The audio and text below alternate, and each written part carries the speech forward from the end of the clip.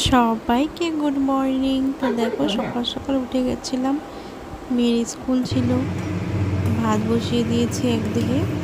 মেয়েকে সকালবেলা ভাত খাইয়ে পাঠাবো, কারণ স্কুল থেকে ফিরতে দেরি হয়ে যায়। তো এইদিকে আবার রুটি বানাচ্ছি, রুটি আর পনিরের সবজি দেবো টিফিনে। লাঞ্চ টাইমে দিয়ে দেবো হচ্ছে রুটি আর সবজি। তো রুটিগুলোকে আমি একটু ছিঁড়ে ছিঁড়ে দিব, যাতে মেয়ের খেতে সুবিধা হয়। এই দেখো আমার রুটি ভাজা আমি শুরু করে দিয়েছি।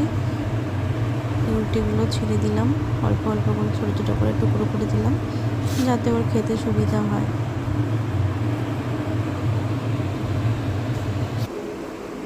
দেখো মেয়েকে রেডি করালাম, রেডি করে এখন খাওয়াচ্ছি ভাত। মুখের মধ্যে দেখো ভাত ধরে আছে, আমিও এদিকে রেডি হয়ে নিলাম। তো রেডি হয়ে দেখো টোটোও চলে এসেছে, ওদিকে টোটো হর্ন বাজাচ্ছে। এই যে আমরা বেরিয়ে পড়লাম এখন। তারপরে দেখো স্কুল চলে এসেছি এখন সামনাসামনি। স্কুল থেকে দিয়ে তারপরে আমি আমার বাড়ির দিকে রওনা দিলাম, বাড়িতে গিয়ে কাজ আছে।